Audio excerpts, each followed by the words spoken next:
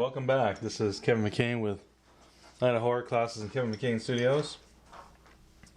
So we're going to go ahead and we've done a couple different projects with the feet. We did the cast drawing for those that are in my class. We drew a cast of a foot. And then we did some of these last week where we were doing some measuring. And now we're actually going to deal with drawing the foot using just construction, just straight on construction. And it's really one of the most effective techniques we can use. If you want to see some more information or read some good books on construction, you always have any of the Bridgman books that are really great books. George Bridgman. You of course have the well, again, we're just constructing this out of basic shapes.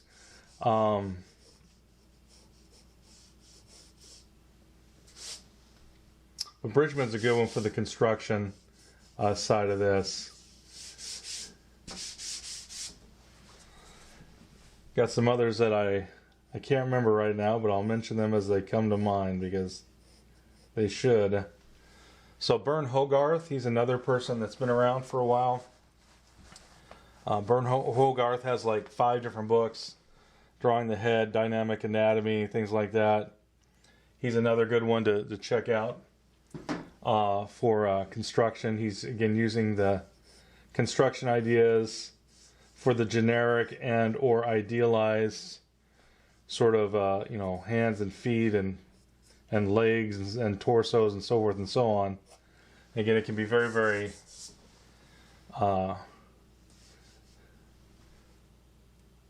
very good for to kind of get into the brain of the artist and see how they're using construction.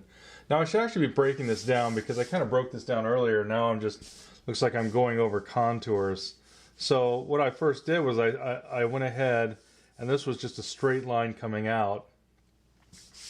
And we're going to deal with the fact that this has sort of a wrench shape that locks in the arc of the foot. Again, this was just sort of a straight line coming down. And then we have, the bone here on the outside. And of the bones, this is the lower one. This one over here is a little higher. They're actually set at a slight angle. And this leg comes down in here like this. And then we said, okay, and now we're going to bring it has like a little wrench shape is the way the foot sits in here. So you have this doing this. Now there's also some soft material, and you'll see this a lot. So through the foot, we've got this arc here. Through the foot, there's going to be an opposing arc through there that softens that a little bit. But the basic construction, again, is just we're going to start with this wrench shape, which is what I started with, this shape sort of like that. And then we have the basic arch, which, now this is also a foreshortened foot. It's one of the, for most people, the hardest view. But again, if we can dissect the construction on this thing, we'll have a much easier time drawing it. So we have the foot itself, is just, if we saw from the side, really is a very, very much a wedge shape, right? And then we've got, these bones that are going to be fitting on either side, and of course the tissue coming up, whoops, that's too much, coming up down here and then hitting the wedge shape. Okay, and then of course this is very much just the most simple representation of what a foot actually is. Of course we have the toes, and of course this is the heel bone or whatever.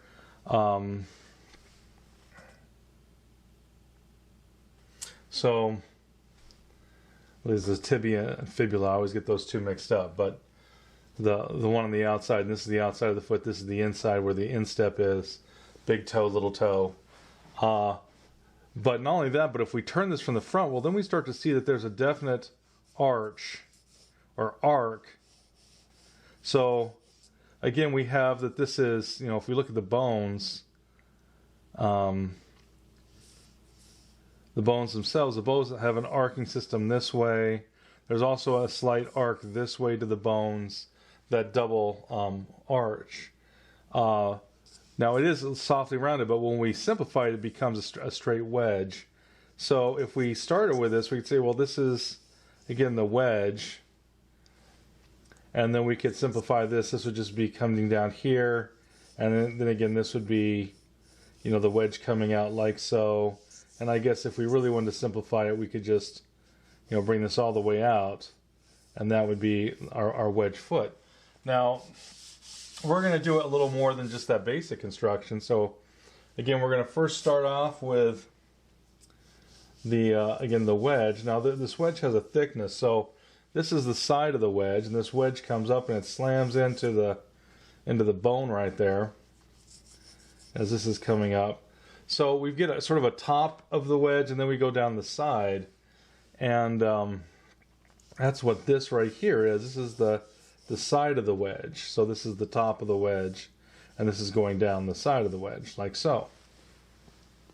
All right.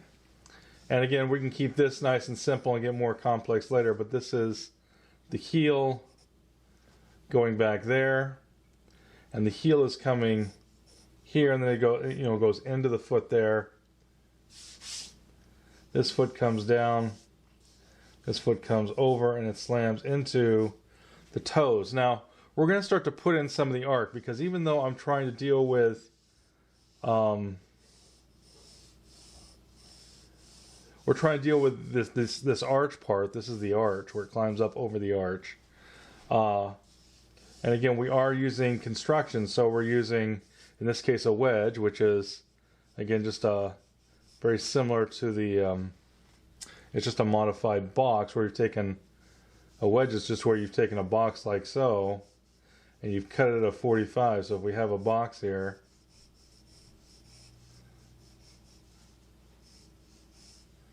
and that's, in fact, we could even put the back side on there if we wanted to. But if we took that box, and if we pretended this was straight and not all weird, but the wedge would just be coming, this would be a very shallow wedge, but this we'd be cutting off this part of the foot right here would be that wedge. So again, we would go ahead and cut this off. And again, this would be my little wedge that's left over. Now, obviously, the foot is a much longer wedge, but it's almost like a block of cheese, and we just sliced off. We got two wedges. We've got one that sits like this. Of course, this one doesn't have the little thickness on the side. It's very, very sharp at the end. But the idea is that's all that the wedge shape is. It's basically just a modification. We're slicing that off the box at an angle, so this right here would come off, right, and we'd be left with this shape right here for our wedge. Okay, and of course this is a longer wedge. It's a little different angle, but that's the whole idea. That's just, we start off with a really basic shape a three-dimensional shape, and so that's what we're going to deal with here. This comes into here. This is part of the wedge here. We're going to start to show that the wedge is turning the corner as far as that goes. So that's to try to show that this is turning the corner. And then we have the toes. So we have the toes here. And if we wanted to, we'd look for the two angles that would then at some point become a curve. But we have two angles to this foot. And so again, we'd come out here again for our two angles of the foot, and then this would be the going up onto that big toe, and then this would be the tops of those little toes. So this would be again, this would be going like this, and then this would go up, like so. We'd have this is the big toe. It should stop probably right about there. So this is in the wrong place. But the idea is that these are almost going to look like keys on a piano or something. But these would be the top and front side of the toes that are then going to come back onto the foot. Oh, okay, good. I was like, I have to stretch it out, but nope, I actually have to make them thinner, which is gonna be good news for me because we've got this small toe here that needs to. I was making it so they were only going to have 4 toes. That's not really how it should be. We need 5. So 1, 2, 3, 4, 5. You know, and they're progressively getting a little larger as they come around to the large toe over here. Again, they look like sort of piano keys. I think this one could probably come over here a little bit more. Like so, and that one can stay, and then this will be the little toe. Okay, so this is again the toes coming off of there, and we just made them little boxes, little chunks. And then we've got this basic part of the wedge here that's coming in. This is the the bit of the bone locking around this foot. And we want that. We need that because that's what the body actually does. It locks this in. And that's what makes it possible to support all the weight of the body is the fact that this thing is just so... It's really solid. It's built in a really solid way. So again, this is where this is coming down. Looks sort of like a little crescent wrench or something. And again, it's locking in this foot.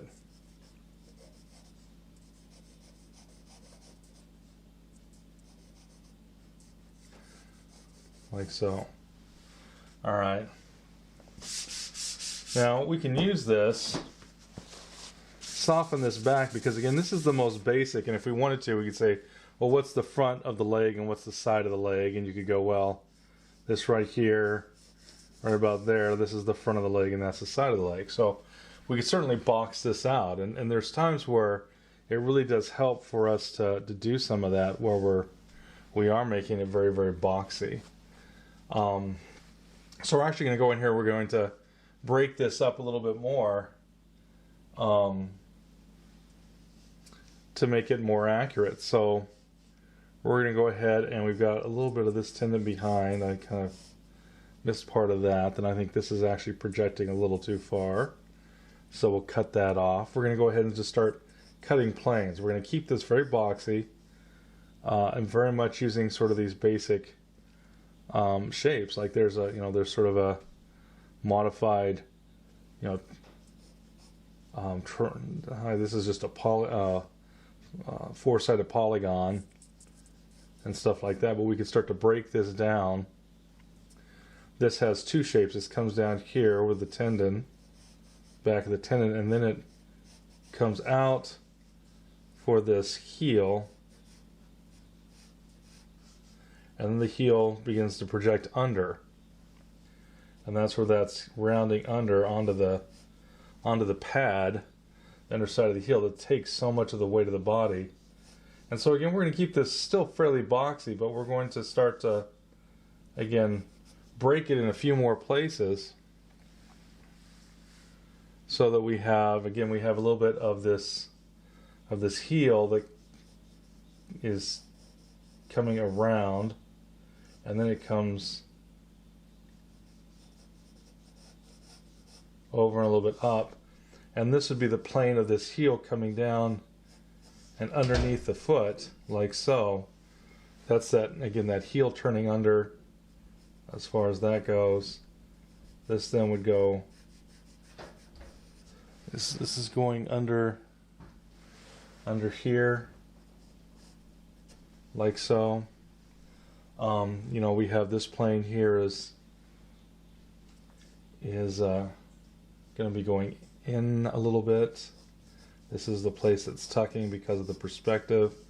This is then the one that faces us, and then this is going around the corner. So you can almost say that this one is doing this, and this one's doing that, and then this one is coming around the corner a little bit and doing that.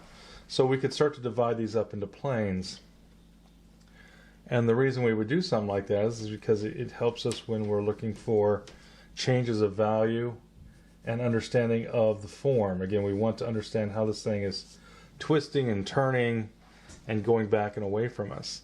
Now, even if I did just a nice contour of this, it's going to have some of that. It basically, form follows function is an old saying. And the function of this is to support the weight. And part of the way to support the weight is these double arcs, it's the wedge forms, it's the locking in right there. All this is going to give us that. And not only that, but we've got, this, there's a muscle here that begins to come in through here. And this other muscle overlaps. But I'm just saying, even on, it becomes bumps, but these bumps have a reason. And if you're actually thinking of what they do, you're going to have a much stronger, much better drawing than if you just start putting bumps on there. So the whole point of this is to analyze, what am I actually seeing? What am I actually looking at on this thing? And then putting it down as correctly as we possibly can on this drawing. So again, this is going to come up, and again this starts to come over. Now this actually has, again, two arcs. There's the arc of the bone, and then there's the connective tissue, and you get like a double arc through there, right? And sometimes you have to pick, which one am I going to err on the side of the structure, or am I going to err on the side, which is the more important arc? And for a front view like this, usually this arc is the one that if we don't put that in, the foot will never look like it's foreshortening. And that's the biggest part of the reason we're doing this is the fact that the foreshortening here is just really key to getting this to look like this foot. And there's all kinds of these wonderful angles. Again, we talked about how this is the lower angle, and to counterbalance something, you always have a opposing angle. So this has an angle this way, but then if we start looking, you have an angle through here that counterbalances this angle, and it counterbalances weight. And then this angle goes this way, and and then this angle helps to set those toes on, but you'll get like an arc going this way, and you have this locking to here, which is an angle there, that locking to there, which is an angle there, that locking to there, and this locking to here, and then from the toes back, you can start to get into, and all this helps balance this foot. Again, it's an amazing piece of architecture. It's engineering, and like I said, in my classes we talk a lot about the Renaissance, and back in the day that it was seen,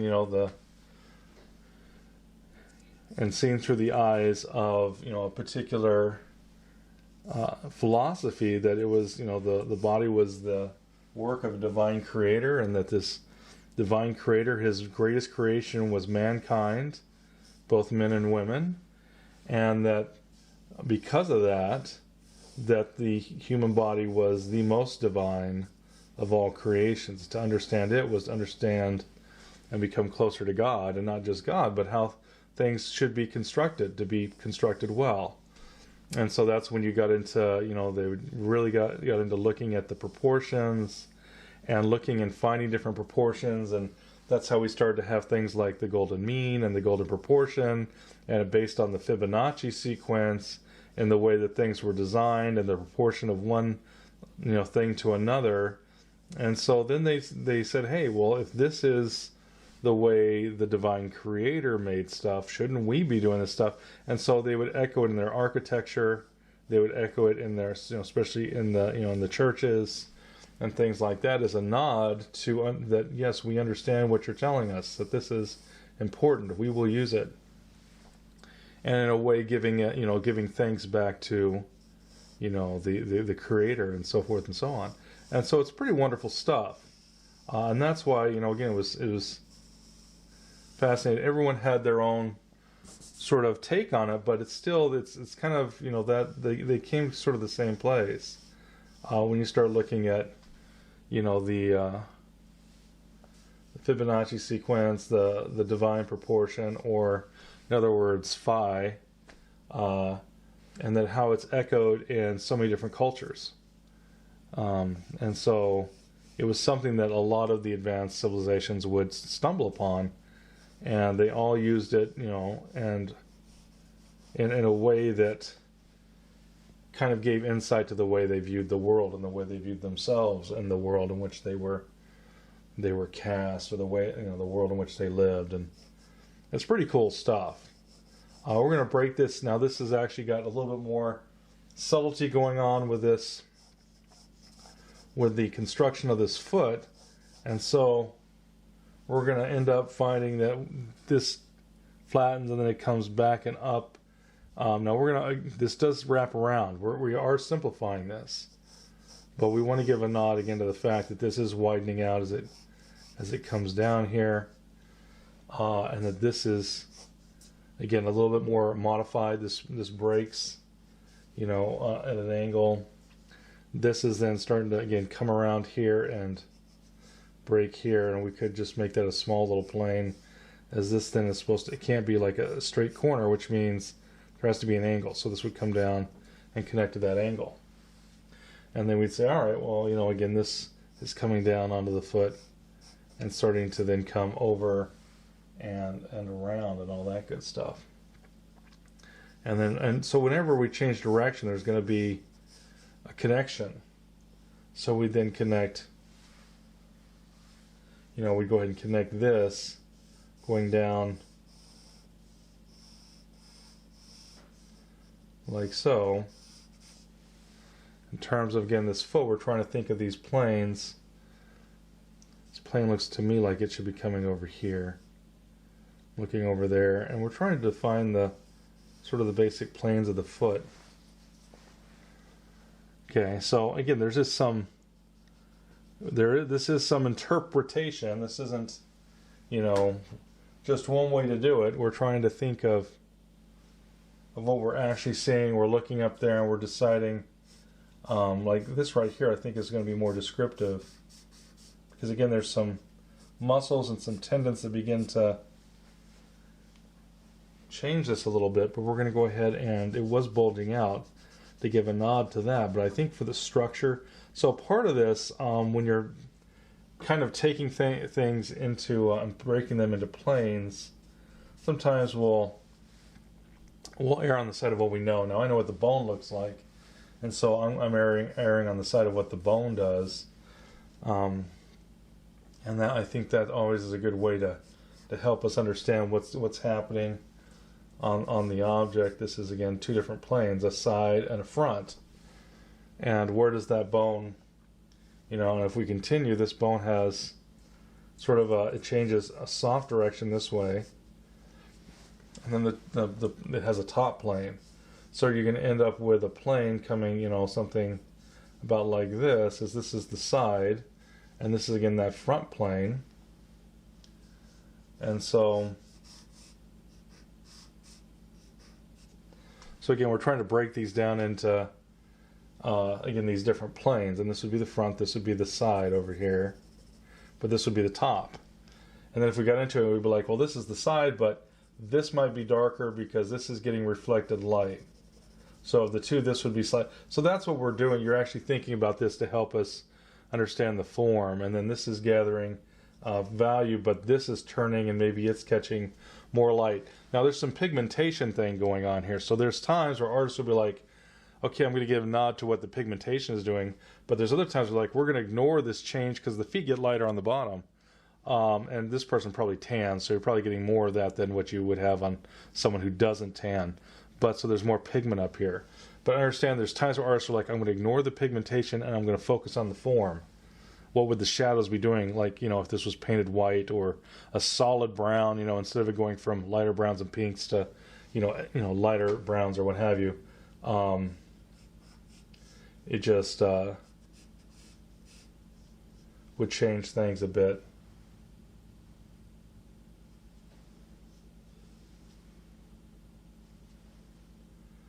Yeah, no, I think this needs to come in there.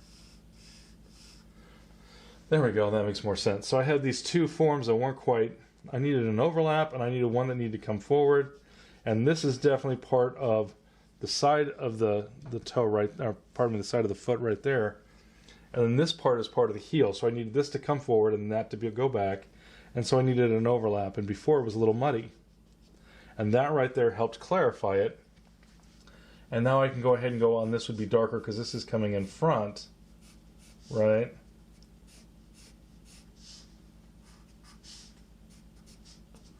And this is coming in behind. Like, and again, that old line was just not right.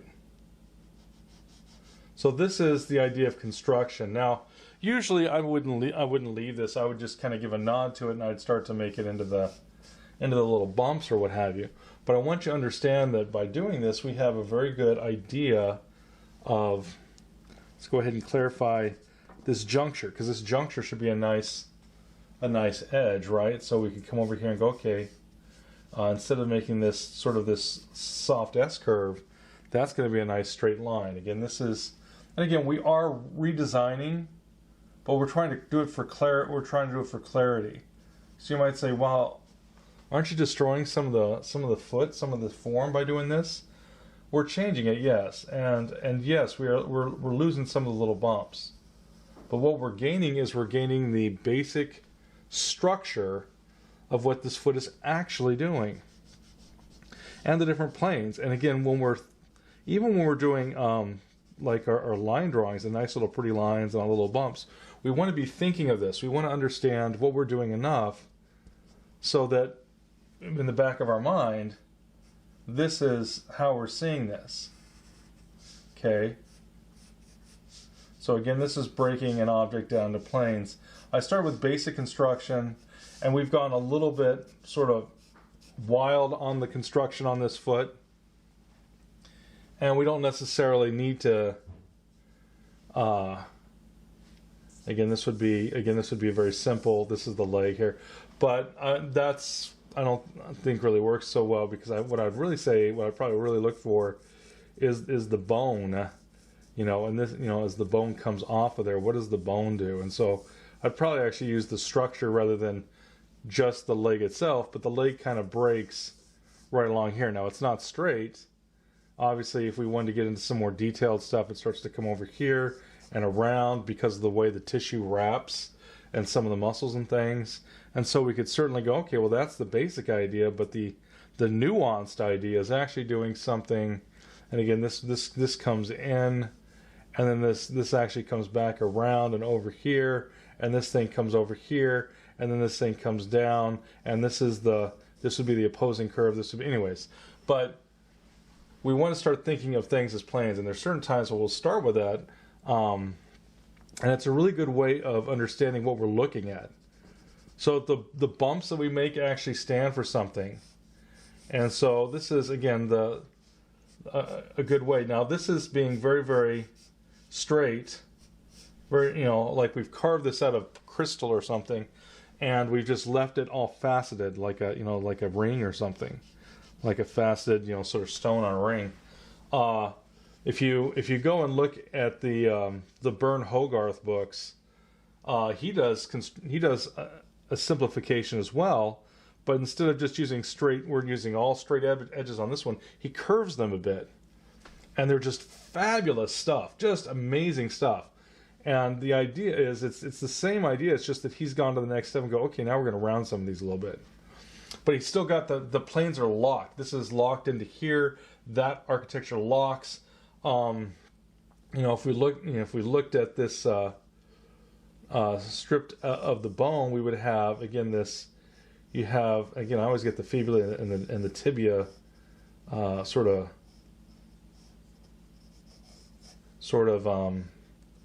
mixed up a bit, but you have these two bones like so. This would be this bone here, and this bone actually would start to come off a little bit and come. But anyways, we have these two bones here, and they come down,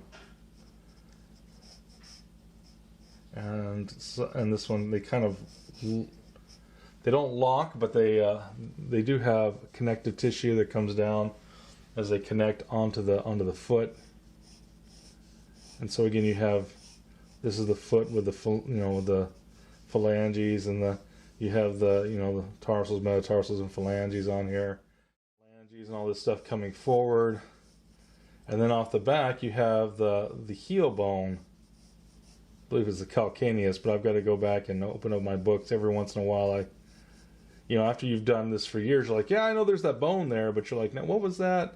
And I've never been, I probably should one of these days, but gone the full mile where you go ahead and you learn every little process on that, on the calcaneus bone and what this depression is and that depression. I've always been like, well, if I'm not going to see it, what does it help? But the more, the older I get, the more I start to go, well, knowledge never hurt anybody, as far as that goes. But you have, again, these bones that come down and they, lock into here, and then you have, of course, your, the little bones that come down into the feet and stuff. This is that's the basic structure. And so we're getting some of that over here. We're looking for some of that in here. That was not supposed to be a proper diagram. It's just a notation, if you were. But this has a lot more of that same information. The bone locks on either side. This fits in between. Now again, this person doesn't have a lot of definition through there, and part of it's the pose, but part of it might just be their own characteristic. Sometimes you'll have a lot more curvature through here, and it'll really help the idea of the bone. Now, as an artist, part of this idea is you're drawing not just what you see, but what you would hope would be there. And so you can certainly put a little curve there to then go, I'm going to go ahead and I'm going to play up the fact that this is, again, coming down and locking onto that foot. Now, one of the hardest, things to draw in the foot is this particular view where we have this thing projecting forward. So we do have foreshortening here. We didn't do any, preliminary measuring or any of that sort of stuff. This is just full-on construction. We're using our eyes to kind of gauge it, but we're really relying heavily on the construction. So sometimes in classes, we've done so much with measuring. I fear sometimes people forget the fact that there's a whole lot of stuff that most of the time what artists are doing once they've gotten really good at understanding, the measuring, and they've built up a fairly good visual reference of how to use it. If you're not careful, it will stiffen your drawings. And so this is coming up this way, and then it comes down this way. This comes up this way, and then so this would be round, but we're breaking it into, again, more like it's two different sides, one or the other. But maybe we'll make that connection there. That seems to make more sense. Maybe we need to make one that would make this connection here, so we'd come over here and then do that, because that would make this makes more sense as it connects to that edge. These right here are just random. Now, if I was doing cross contour, well then, we'd make more sense. But for this, if we connect them to these points, this angle now has a relationship to that angle. It just makes much more sense. So, and I'm just trying to get the fact that not only is this round this way, but it's also got that. We've made it like a little roof, but it's the same idea that there's a curve to this.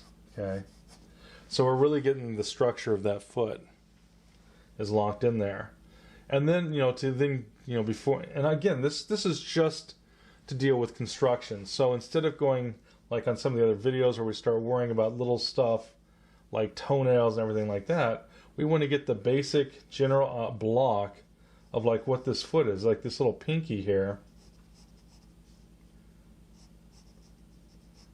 This little pinky is coming back, and then we can see a little bit of the thickness before it slams into this foot over here. Now I think I made it a little bit too, I skimped on a little bit, so we're going to push that over because I think this should, but we're going to go, hey, okay, this is this knuckle here, and then it goes back, and then we've got this little knuckle right there just in front of the toenail, and that's gonna, again, so we're gonna go ahead and look for that, and we're seeing just a little bit of this side. Now this toe is really tucked away, And again, some people's toes will do that, where they really, that little toe really tucks itself into the toe beside it. And that's what this one's doing. It really is doing that a lot. And so we'd have this, again, would go sort of right in there. But these are the basic planes of that toe if it was made out of little boxes. And then this one comes in front, and it's kind of, so this foot comes here, and it's then coming down, like so, right? Like that. And then this one, we can see this come back here, and then it changes direction, comes back there. Okay. Okay. And then if we did the front versus the side, this would be the top, and then this would be the side of this foot right here, breaking into two different planes. This would be the front of that toe. And this, again, this sort of thinking is really will help your drawing if you use it. When we first started, sometimes people are like, whatever. It just seems like, how important could this be? All those wonderful little bumps. Well, this is again looking for the basic plane changes. This toe comes here, and the toe comes back. So again, if I can't see the plane changes, those little bumps I'm going to put there aren't going to mean jack. They're not going to mean much of anything because they don't have a context, and I don't have an understanding of what's happening, and I'll just put a little nod, a little bump there, and hope that that bump is the right place and means what it means. And most times it doesn't mean what it's supposed to mean, and it just looks like that the person drawing it doesn't know what they mean, and so that's not a good place to be, when you're drawing. And I've certainly, have done that. And I remember when I started trying to draw feet, and it was many, many years ago. We won't talk about how many years, but quite a few years. And I had no idea of the structure of the foot, and it was before I had gone to college and taken, drawing for artists and anatomy classes where we talked about bones and sinew and where muscles attach and all that stuff. And once I did, it was like, wow, it was a whole lot easier to draw the foot. It wasn't near as intimidating because I understood and was explained to me the structure. And that's what we're doing here. We're trying to explain the structure of these toes on this foot. Keep them all blocky, right? And again, when I'm shading, you're thinking the same thing, because if I do, this is like on this big toe here, for instance, I see the side of the toe. See, this goes here. We then break and project down to here. So this is the top of the toe. That's the side. This right here is the side of the toe. And so if I was then dealing with the value and stuff, I would want to, again, be able to understand, hey, what is that I'm looking at? Which is the front? Which is the side? Where does that value go? What should the value be? And it's a lot of the answers to those questions is knowing, what am I looking at? And is it a front? Is it a side? Is it left side? Right side? What is it that I'm seeing? And the more I can go and the more I can answer that question, what is it that I'm looking at, the better off this drawing is going to be.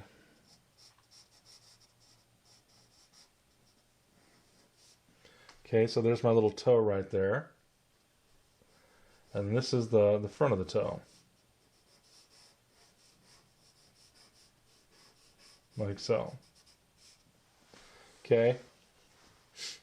And if I want to, I could also break this on this side. This has sort of a little bit of the far side, a little bit of this side, and then this is the front piece, as opposed to making it, and maybe that one would come there as that, but whatever. We've got now this basic schematic of the basic idea of this foot. Let me go ahead and pull the line instead of pushing the line. Tell my students all the time, never push a line. You always have better if you pull it. It'll look better. Have more control over it, supposedly. At least that's what I tell them. And it's true. A lot of times when you're doing, especially if you're dealing with straight lines and you're dealing with boxes and doing some perspective stuff, if you can, I might have to push a line to establish it, but if I can then get up there and then pull the line to finish it out, I'll have a much better line in the end. So again, this is my drawing of the foot, okay? Using construction, and then taking that construction to the next level, and the next level, and the next level. And hopefully we can see what's happening on that foot there is basically the same stuff that I've got. I just would then go ahead and round this off and put all the little bumps and and nudge it here, nudge it there, and voila, you would have a drawing of a foot. This actually comes forward, and this is sort of this front plane. There's a little edge that comes here, and then it kind of drops down onto the toes just a bit. It's a slight shelf, and so I'm sort of over emphasizing that, but it's there. This is probably a little high, but it's fine. For when I drop it down a little bit, probably to about there. I like that better. But the idea is that it is something that is a part of the foot, that you're changing a plane. This plane here is not the same as these planes there, and so there has to be an edge. But that's the idea, is that this would be, again, a very basic, well, I guess we could open this up like so. And this would then be, if we want to, we'd say, and these are all those little forms.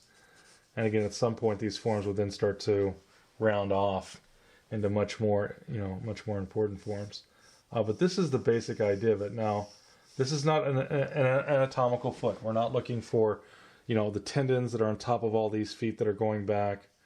We're not trying to deal with the veins that wrap over the tendons. We're not looking for, the little vestiges of the cuneiform bones that make up this little, this cluster over here. We're not worried about that. That's what, by the way, that's what that is there. That's part of that, part of those landmarks. This is not an anatomical foot. This is dealing with some of the ideas of the anatomy and some of the overt parts of the anatomy, this bone here and that bone there and all that good stuff. But I just want you to understand, this is not, where you're taking it, where you're trying to go, okay, what's the feeling of those two bones as they come together for the little knuckle on the toe. We're not dealing with that sort of nuance to this. We don't want to. We want to. This is for the overall structure of the foot. So we're going to draw one more after that. Well, that'll be this one, and then that'll pretty much finish us up for feet, in terms of just the basic idea of dealing with better feet. And the problem was with most people's feet, they don't have any of this or hardly any of it. They're just bumps. Instead of going, oh, well, this is a wrench shape, and that locks into that wrench shape, and then this is an arc, or, again, we get some of that wedge, and this is very, in its simplest form, there's the wedge. Simplest wedge you could ever ask for, right? And we started out that way. And then behind the wedge, there's the heel, which is just touches the ground and transitions back up into the leg. Okay, that's it. And that's the biggest thing. And then we go, okay, well, this is overlap, so this goes in front. This is coming from behind. Again, that would overlap in front. That would come in behind. We want that. If we lose some of these overlaps, our foot flattens out. That's why the foreshortening of this is the hardest part of this foot. But if we get this, this kicks out a little bit because of the big toe and how long, where that bone hits, and then again, some of the way the tissue wraps it pushes this out a little bit, which is, again, very, very important to have. The arc through the toes, these are two arcs that, again, are, very, very similar. They're not the exact same. This is different than that. This is, so we want to look for that. One's a little flatter than the other. One's at a slightly different angle as well. So this is a little bit of an angle this way, and this is a little bit of an angle that way. And so again, we want to, and again, we have this locks into there. This is an arc. This is an arc, that sort of stuff. Now, this flattens here more. So this has sort of where you really start to get the bones really sort of start to come up as they hit back into this bone cluster. So there's a rise. This just kind of flattens through here. And then there's a little bit of a rise. So we didn't get into that nuance, but yeah, this would be flatter, and then it would come up a little bit and over. This is the rise, and it comes down, it flattens just a little bit more. But if we look for the shadows wrapping that, if we think of what lines can we do to help, give that idea of that. Again, if we brought this, you can see the value wrapping around that and coming down. And this lighter and this little darker wrapping around there makes that feel like there's a swell. And we want that to feel like that swell. Anyways, we'll do this one more, and then we'll have you guys do some front feet for us, and for those in the class, and then that'll be as far as we're going to take feet, in terms of the class. If people want to really get into feet, well, maybe one of these days we'll actually run a feet and hands class where we'll get into just all the bones and the basic structure of the tissue and the all the different tendons and where do the muscle stops, and what's just fat and skin and tendon and what's actually muscle and stuff. But looking at the bones of the foot will really help you understand this sort of stuff. All right, so this has again been the foot. We're going to come back to another one. We're going to do this guy right here, which is kind of similar to the first one we did that was the plaster cast, except this is the outside. We were looking at the instep. This is the outside. So we have this lower, the lower heel bone over here. So we're going to go ahead and do that, and we'll go from there. All right, y'all take care. Bye-bye. All right, welcome back. So we're going to do this foot right down here. Again, we're going to use just construction methods. We're not going to be doing measuring. We're not going to be doing any of this. So we're going to be doing a lot of this eyeballing it, and hopefully we've been doing enough measuring that we can very easily do this. So again, we've got, this isn't quite the foreshortening we have here, but we still have to look for where this locks into the bones. Remember that a foot can really just do this. Now the toes are flexible, so the toes will flex a little bit, but the foot can really just do this. It can barely go side to side. It's mostly an up and down sort of a motion. And so we're going to look for that basic, let's do our basic one, a little bit lighter pencil, shall we? So we've got the basic wedge shape that we're looking for. And so this is our wedge shape here. The very basic wedge shape. The wedge shape comes down here, and then we change out here for the toes coming over here. So this line through there, that's again, that's that angle for the toes. We've got another angle through here, again, this arcing system. Mine arced a little bit too much. It actually arcs more through here and flattens out through there. So we're going to go ahead and make that J hook more like that. There we go. So this is now that arc through there. And I did a little bit of this to get us started here. There was no measuring done for again. This was just basically going over what we're doing now. I just wanted a little bit of a map, if you will.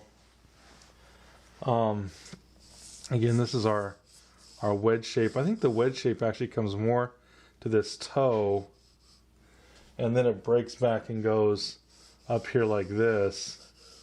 Again, this is the side of the wedge, and the wedge kind of comes up and into the bone here, right?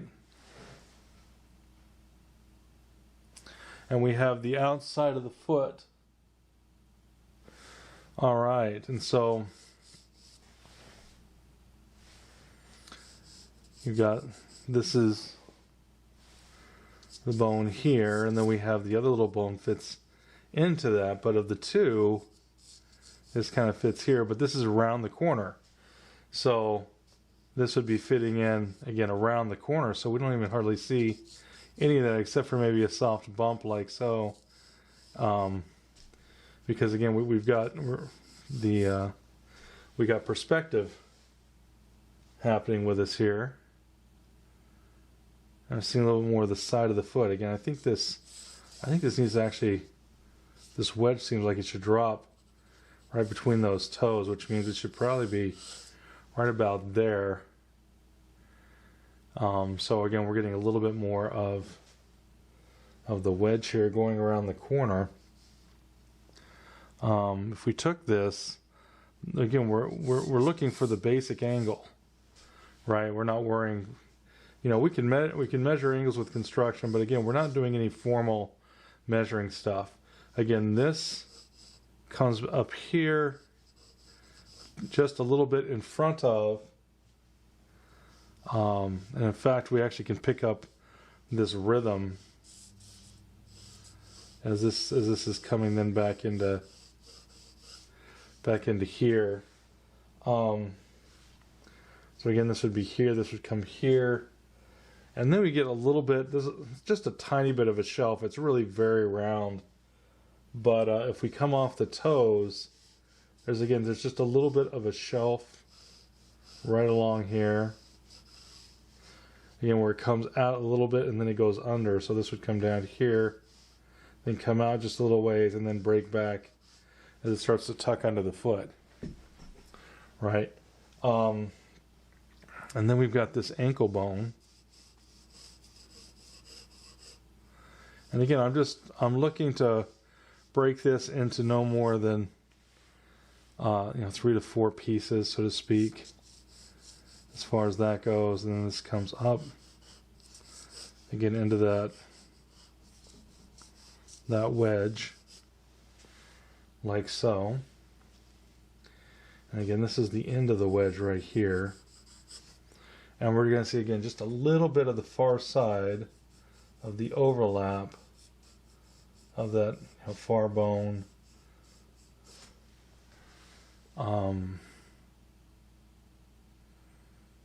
I believe the bigger bone is the tibia? Again, I always get the tibia and the fibula mixed up, but you basically have the big bone and you have the little tiny one on the outside that brings it up into there.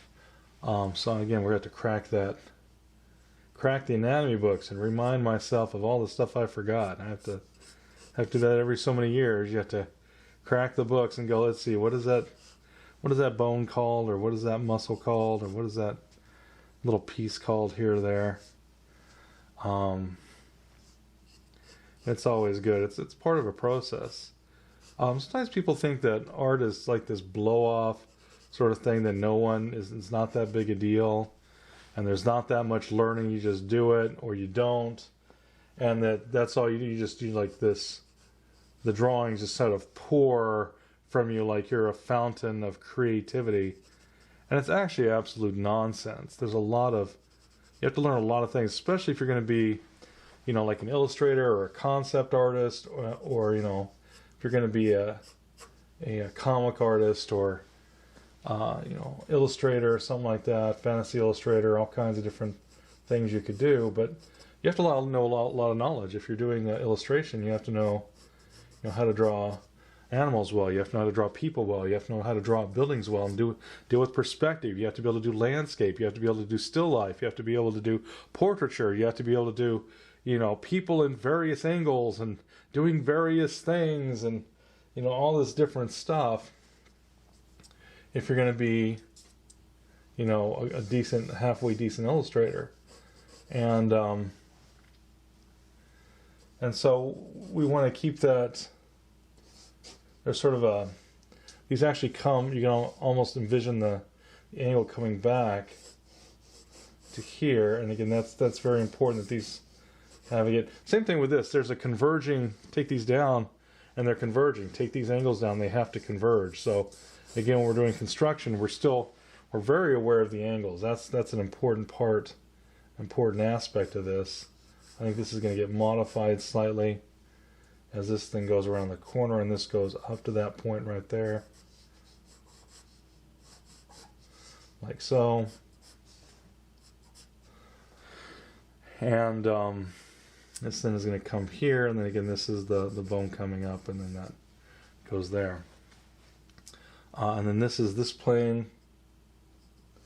Again, this plane is coming, it kind of fades away, so we'll just imply it. Again, this is a little bit of the shelf. This little part right here, this is where this is climbing up, and then it goes over this direction for of that foot. And then this is, again, this overlaps here. This is then coming down like so. And then this actually starts to swell a little bit. I think I brought it in too far. It starts to look like an S curve, and it's not quite that much of a curve. Then this is sort of the pad comes here and it overlaps, comes around the toe. This, and then we have the top of the toe that kind of runs into this little shelf. And again, comes along here until it kind of disappears. So it's a small little plane, but it's important that as this comes, let's go ahead and put our transitions on here. So that transition there, that transition there, this transition comes here, and then it goes onto the edge, and then it comes up the hill, and then it changes direction and goes around the hill. Okay, so that's we call the cross contour. So these are lines that are describing the architecture, almost like we're a little, guy climbing a mountain or something. He's climbing up this side, and then it flattens out a little bit, not exactly completely flat, but then he climbs up the mountain again to this next point, right? And then it changes direction, goes here, and if we could see around the corner, it would come back the other side, right? So again, we're thinking of this as a form. We're thinking of like your little ant with ink on its feet or something, and you're crawling over this mountaintop.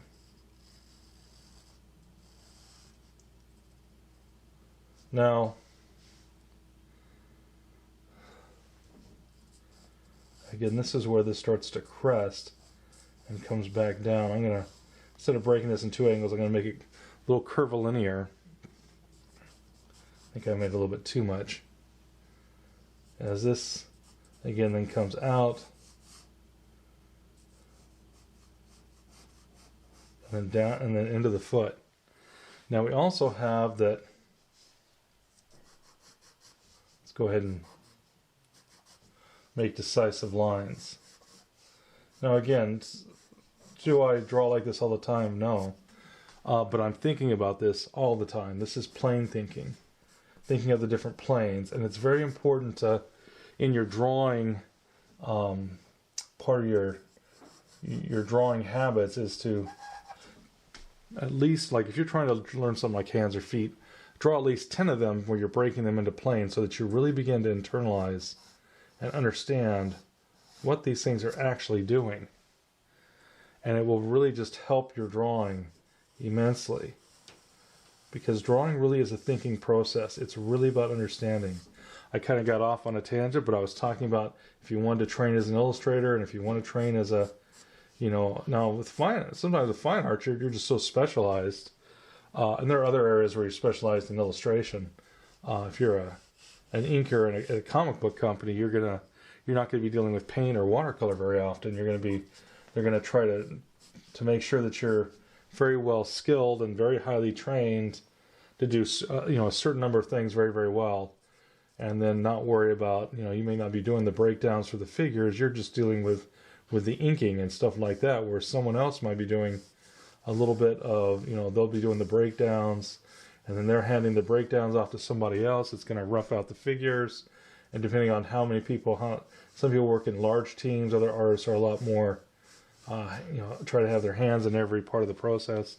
But usually comic book companies, and especially years ago, I'm sure it's not all that different now with digital, but because I did digital art as well for many years, digital illustration, I jumped into the field just as that was coming in, and so there's very much the traditional folks, and then I started out, and everyone was starting to transition into the digital realm, and so I did just hundreds and hundreds of illustrations using digital. And it was the same thing. The process was the same, but the how quickly it went was a little different. But because you can do it a lot more quickly with digital than you can. If I'm using the same technique, trying to create the same technique digitally, it'll take me half as much time. Sometimes you know, a little less than that even. So, and whereas if I had to break out the paints and draw it up first and all that good stuff, it would take me 6 hours before I'd start the painting process. Whereas, you know, if you're doing digital, you can have, you know, entire illustrations done in 3 to 4 hours. Complex ones within 10 to 20 hours. You know, illustrations that if you'd done them by hand would have taken you 60 to 80 hours, you know, that sort of thing. So, you know, you don't have to worry about the compressor breaking down, you know, with the airbrush, and you don't have to worry about glazing and some of the different things that people would have to worry about back in the day, which is a good thing. That's, you know, can help us to be more creative more quickly, to get more done more quickly. Just, it's not a bad thing at all. It's just a different tool. Now, there's certain looks, and there's still, unless you have, I've yet to see anyone who can do certain techniques with the computer. There's still some techniques that are just easier to do, like oil reduction, oil washes, and other types of reductive washes. Or if you're doing, there's these techniques that look like you're doing woodcuts and stuff by using gouache and using it as a mask as you wash over the top of it really quickly with acrylic, and then you can wash away the gouache, and it acts as a mask. You can do just some quick techniques like that on the computer actually take longer. But in terms of the rendering stuff, I mean, that's where the computer really saves you time, is that it can render out stuff a lot more quickly. You know, if I'm doing glazing, you can switch between a watercolor tool, which is pretty much what you're doing with glazing. You're making it transparent like watercolor, and then jump back right over it into opaque medium, you know, because you're doing it digitally. So you don't actually have to wait for anything to dry, and that's where you can do the rendering very, very quickly in many of these techniques. So again, this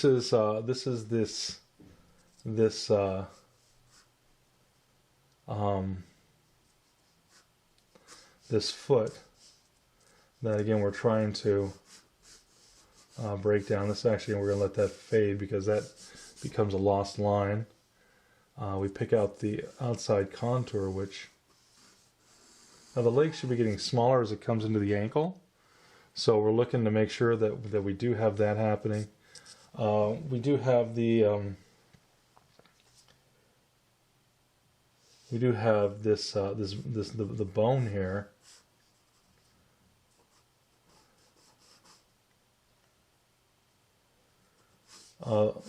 So we have the side of the bone versus the front of the bone.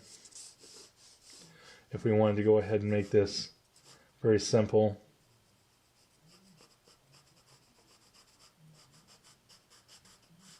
a little triangle there. So we'd have, this would be the side of the bone here.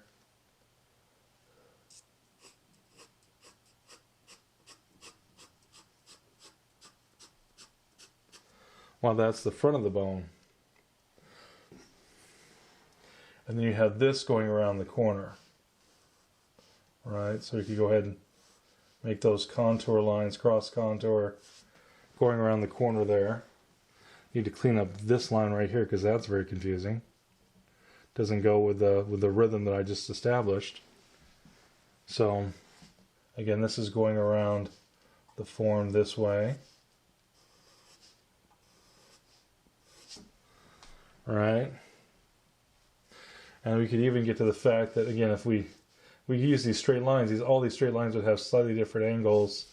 This going across here, and then this breaking and going around the corner to show that this is, you know, again has form. This is curving around, and so we could certainly, you know, do lines that show that, and you could also show lines that are going okay, and they're also going to be coming here, and then it's going under the foot there, and then as we go across here, and then under the foot there, like so. Again, it starts to look like, you know, something out of, you know, Avengers or something. Or there was a person called Colossus on the X-Men that was made out of metal, and they'd show sort of these lines in his skin, but they were really, you know, when he was in his metal form, his organic steel or whatever. But again, it was really cool because the artist who got to do that was really just doing this. He was sort of following the form with cross contours as if it was little plates of metal overlapping steel on this guy's body, and it was really just this sort of thinking. And you have to again really know what you're looking at. And so a lot of people don't realize, especially comic book artists, how much they have to study. They really study their anatomy. They study the bones. They study the muscles.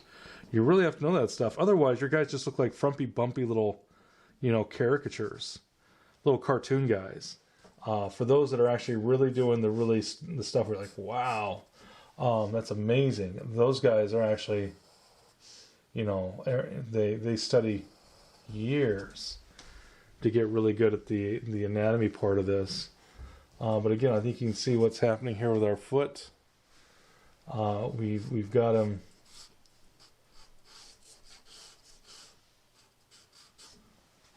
We've got this foot coming in. This foot seems like it might be a little thick. Yeah, I'm looking like the heel should probably come up into here, but it's too late now. If anything, I'd probably bring the foot down. I'd probably bring this over here and bring this down like this to give it a little bit more substance. If I was going to do anything, that would help that foot to not look quite so bad. This just seems a little too thin through there. If we look here to here, a little thin. So if we brought this down and down, this one all of a sudden, and then with this getting bigger, then the leg doesn't look so thick and big. It looks much better. We're not going to worry a ton about that on this drawing, but I just want you to understand. I realize that this is, and because this is supposed to be a lady's foot. This might be all right if it was a guy, but it looks a little bit too thick for such a small foot and things like that. So again, what we do is we say, well, something's out of whack. Well, this is what got out of whack, that right there. So we would just go ahead and add a little bit. Not a big deal. It's not so much of a redo that we'd have to redo, reset the whole thing. We just have to bring this in here, bring that around, bring this back into here. That would then go up into there. We just add some meat to this, so to speak, and that would clarify this part of it. I'm not going to go ahead and take the time to redo that, but don't ever be afraid. Don't ever be so committed to something that you're afraid to go, well, that wasn't right. Because we've all been there. We've all done it. No big deal. Correct it and move on. So now we're going to deal with the big toe. We're going to go ahead and divide this big toe into a couple different planes as this toe comes around. So, kind of broke that in the middle. I probably shouldn't have done that, but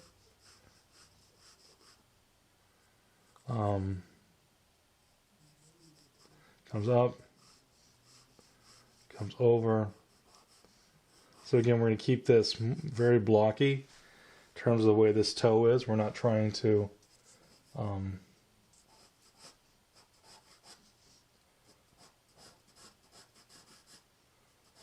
go nuts with this toe.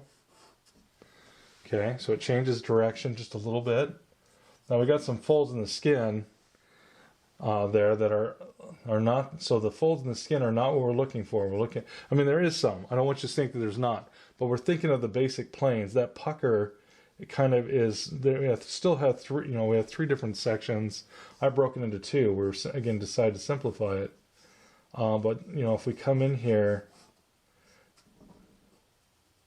this actually comes up here. This is a little longer.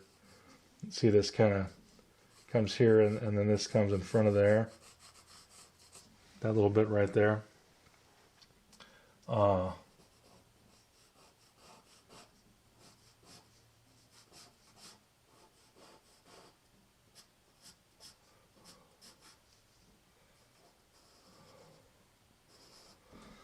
Bring that down like so. And again, this opens up a little bit as this comes out.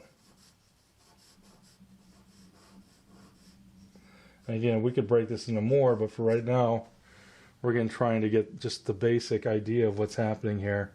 Of course, if we rounded that, we'd get that little bit of the the pudginess on the end of that foot that makes it just so adorable, or what have you.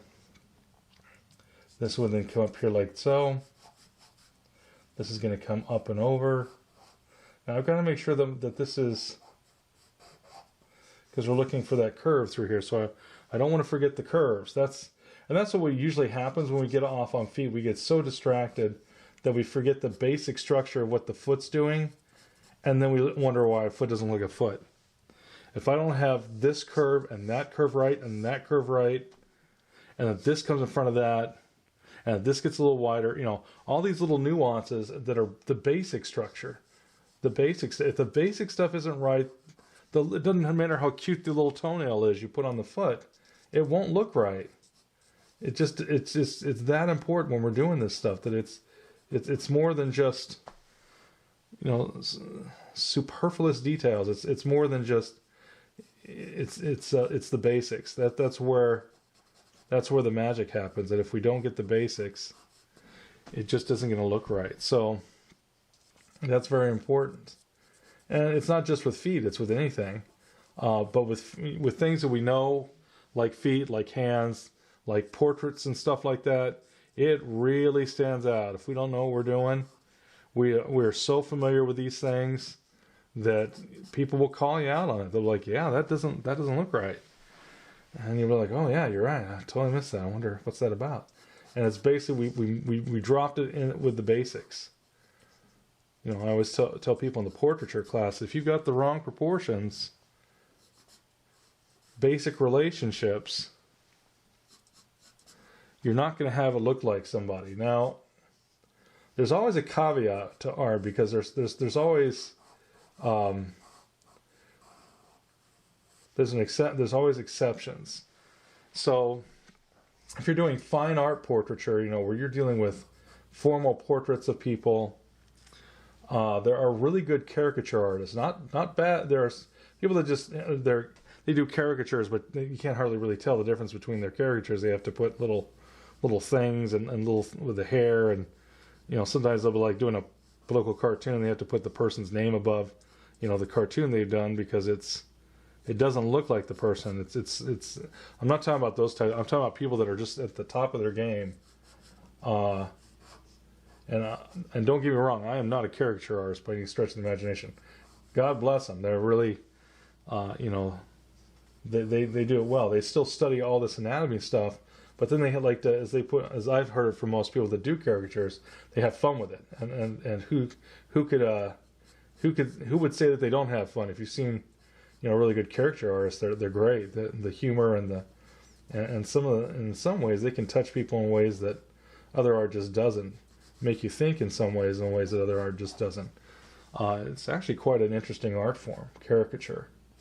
And but caricature artists will look at what the person's face reminds them of. Certain people have faces that remind you of a certain breed of you know, dog, or some people have faces that are cat-like, or some people have very, you know, pointed chins, or some people have very big foreheads, or something like that. Now, they can't ignore all the other proportions, but they'll take something like that and they'll run with it, and they'll exaggerate it. And if it's done right, along with their knowledge of really good drawing of the head, they can get away with distorting stuff all over the place, almost like putting somebody's picture on like a stretchy film and then stretching it, or maybe it's like a balloon and it's like elastic or something. You could stretch it. You could do a lot of stretching that person's face before you wouldn't be able to recognize it, because there's enough of that person's uniqueness to it. Again, what their forehead looks like, what their lips look like, what their eyes look like, the basic structure, their overall. Maybe they do remind you of a certain animal or something. People who do caricature, they really get into that. And they can do a lot with it. And the best ones will just, it's amazing what they can do. Because they'll take something and just blow it all out of proportion. And you're like, yeah, you still look from across the room. You're like, yeah, that's so-and-so. I know that face. Now, usually they're also dealing with people who have very, very distinct characteristic faces. They're not dealing with people with, you know, plain, you know, normal Joe sorts of folk. Usually it's it's you know, people that are famous and well, and because of that they have a certain look. Most people they're famous is because they have you know, part of the reason is because they have a look that we remember very easily. You know, it's almost everybody for, you know, in all kinds of ways, you know, and you know, where they're very easily go, oh yeah, that's so and so. You know, if you got someone, you know, it's like somebody's speaking pattern. Sometimes when people do imitations, they're actually, you know, vocal caricatures or something, but it'll be just something like, oh yeah, that's so and so, and the caricature artists do the same thing visually. Now I didn't mean to get so far carried away about that, but all I was just starting to talk about proportion and making something look like something else, and I'm just saying if you can disseminate what makes something look the way it does, and you're, you know, and you, along with your knowledge of the way things are put together in the body or in the face or, you know, you name it, you can get away with a lot. And just by there's the art of where you're implying something, and by implying it is all that takes, and people go, yeah, I know what you're saying, I understand your implication. And there's a lot of that for those that know what they're doing, can do a lot with implying stuff, and we as artists use it all the time. And I'm just saying that when you get to people that are really talented caricature artists, they take it as far as they possibly can, caricature artists and things. So it's really cool. It's really a great art form. And some people would say because of that it's actually has more, it's more quote unquote artistic than, say, some of the other art forms out there. Maybe I will imply this, and we'll see if we can just integrate this in very quickly. We'll just bring this down. Bring this down. Much better looking foot, I'll tell you. We've lost some of the little ins and outs, I think, a little bit. So let's see if we can bring some of that in. Because this foot is supposed to be getting... Oh, no, it's actually... Okay. Something like that. And we're going to erase out the heel a little bit. Yeah. Alright, so we'll bring this up. And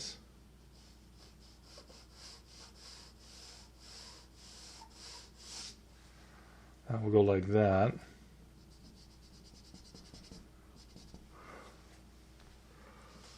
This would soften a little bit, and this would actually open up a bit. But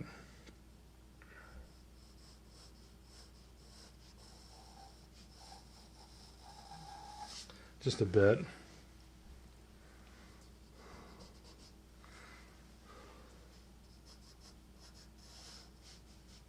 Lost some of that tapering. I want some of the tapering back in. Okay, there we go. That would then come over. Then it would come down. This would then come down.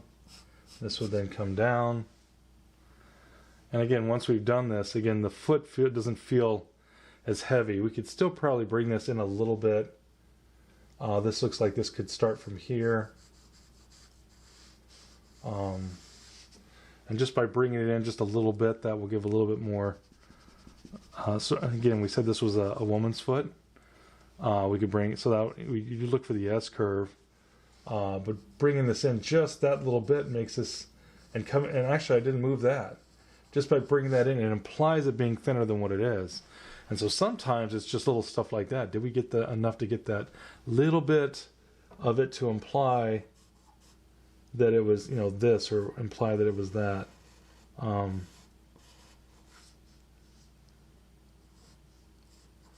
think I need to bring this still down here. And I think this would go through here, like so. That's my charcoal pencil. Now this is a type of charcoal called a Conte. There's a lot of great artists out there using these, so you've probably seen them. People like Proco and Jeff Watts and many of the people that have come out of Watts will talk about this, and it's a really great pencil. used to use a lot of Conte crayon when I was in college, and I really enjoyed how sharp a line it would make. And that's the one thing about these. They're fired in a kiln, so they have a lot. So they're basically just charcoal that they've ground up, and they've mixed it with some sort of dark clay or something, as I understand it. For those that, there may be people out there that know exactly how they're made, but as it's been explained to me, they're made with a type of clay mixed with the charcoal that then is fired in a kiln. And so because of that, it's got, again, just a nice clean line that it makes that you can't get really any other way with charcoal. And so if you're really into drawing charcoal and you want to get, if you're doing hyper-realism, have you ever seen hyper-realism and you're like, wow, how are they getting that? How are those lines so clean? I can't get my lines that clean with charcoal. They're using Conte pencils. Maybe not for every part, but they've certainly got them in their repertoire. Because there's times when you want to be sharpening a line up, and then there's other times you want to keep it soft. So like I said, these are really great pencils. These are called these are the Pierre Noir 1710 Conte of Paris, which has been sharpened out over here. Certain places that you can get these. They're like $1.50 a pencil or something like that. Seems like some places they're closer to $2, just depending on whether you're buying one pencil or you're buying them in bulk. But there's no other pencil like this that I know of on the market. And again, the reason these are great is these are true Conte, what we used to call Conte crayons, and that would be just a chunk of it, like a hunk of it, like charcoal. Whereas this is in pencil form, so it's a lot more versatile. You get a lot more. You can get just really in there and deal with, these very, you really have the control, much more so than you did with a Conte crayon, which is kind of like a pastel, and you'd roll it in your fingers, and you can get some marks you can't get with this very easily. But when you want to do detailed stuff, where you want to clarify a line, or you're in charcoal and you want to really clean up a nice firm edge, make it, because usually with charcoal all the edges are really soft.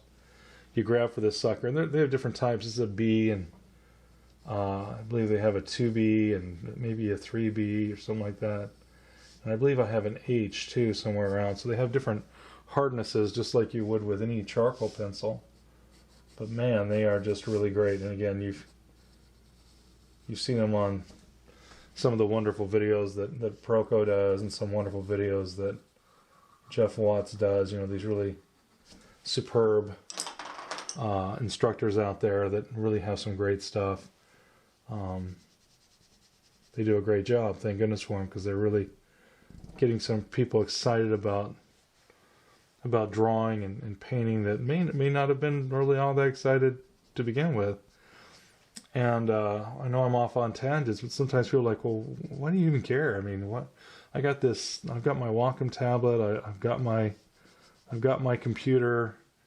Why would I even care about this stuff? I'm still a real believer in that. And I certainly remember doing this. Again, I was in the transition period where people were going from traditional illustration into digital. And if you had someone who knew what they were doing traditionally, bam, within like 3 hours, you had them up and going using Photoshop. And my favorite program is probably Painter and stuff like that. But you were up and running, because it was basically just the same thing, but using a different tool. You're using a digital tool as opposed to an airbrush or a sable brush or a bristle brush. They were emulating what we already knew how to control, natural media. And if you knew how to deal with mixed media, and if you knew how to, deal with some of the different, like gouache and watercolor and some of those concepts, and you understood indirect painting, well, all of a sudden you just had digital tools that did the same thing. And then you could mix them in a way you can't, really mix watercolor and oil.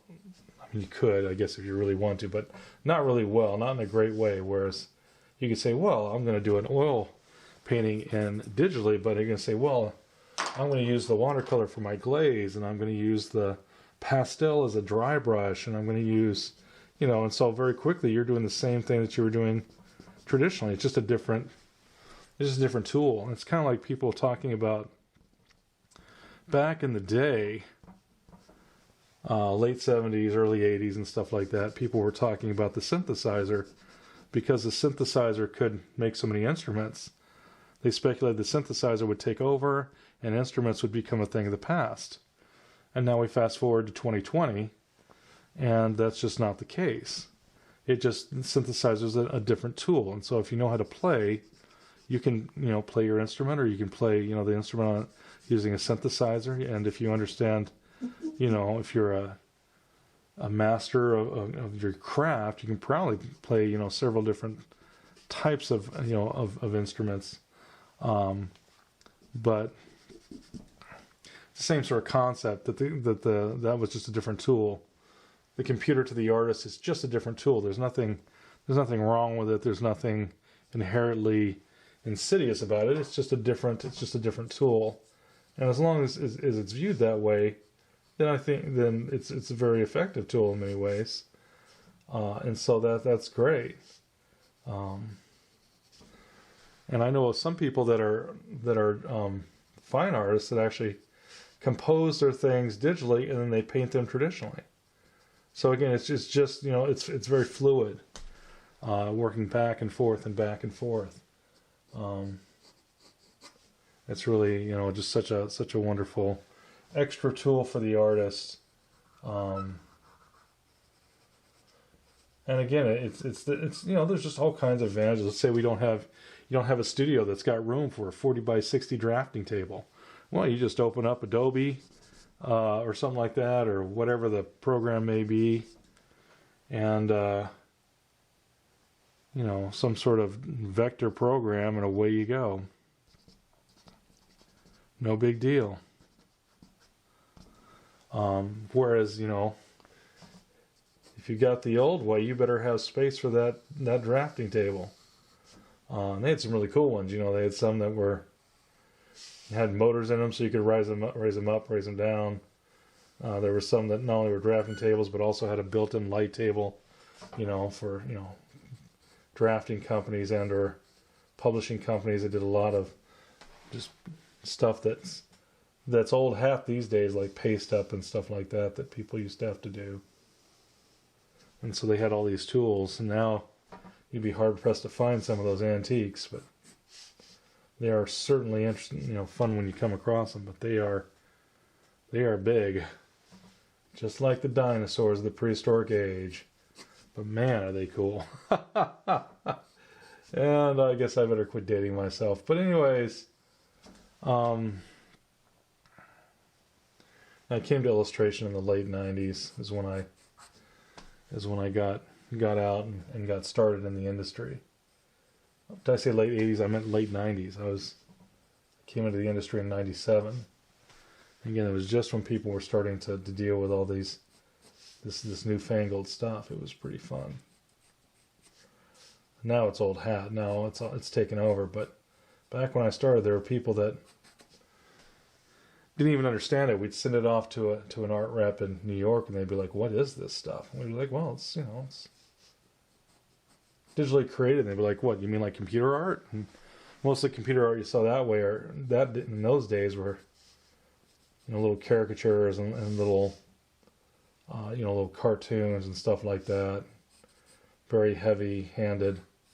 The natural media stuff was pretty new. And there were some people that didn't even, it was kind of all you could do to get them to understand how you'd done it. It was so new they didn't even understand what you're talking about. People in the industry, kind of wild to think about. So again, this is our foot. And we just went ahead and broke it down into its planes. And then again, if I want to, well, then we could come in here. And now again, this is the thinking. So again, normally we wouldn't do this, but if I wanted to, if this was like this light line drawing, we'd come over and go, well, this overlaps into here. This comes down into here, into this little foot like so. This then gets a little pudgy, gets a little bit of a round, sort of a C curve through there. Then there's a little, we have just the tiniest bit of a toenail, through there. And again, you can start to, and then you have this, well, this would come up, and then there would be like a fold in the skin, and there'd be another pucker, another fold of the skin coming up through here, and you could just start turning this thing into a foot. So anyways, that's what I want you guys to do that are in the class is I want you to do the remaining feet, and hopefully it's these front feet here. We did these two last time, and you had these. I think I asked you to do 3. So, but I'd like you to do these 2 at the front at the very least, and then add one, whichever one you like, or take a picture of your own foot. But look for those arcs. Look for the fact that the outside bone is always lower than the inside bone. I believe this is the tibia, and the small one that on the outside is the fibula. But again, I'd have to go ahead and pull out my books. Look for the arch this way. Look for where it settles into that bone. Look for where you have the heel. This overlaps a little bit just in front of the heel. There's a little bit of an overlap. Look for the arc through the toes, arc through the toes, the wedge shape, arced this way, arced that way. Now, of course, this is very flat, but as we start to make this round, we go, oh, look, that comes in there. That plays up. Let me grab a pencil. This plays up that arch through there. This plays up that arch through there. This plays up that arch.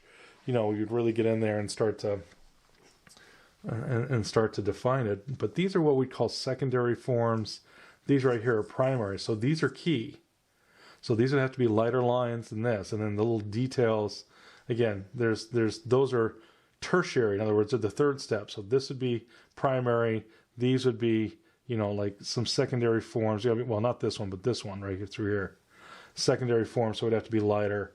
And again, some of these, you don't want to get too much into the wrinkles, because if they become too dark, they start to jump forward and they start to compete so you have your main forms, and then you have your secondary forms, and you have your tertiary forms.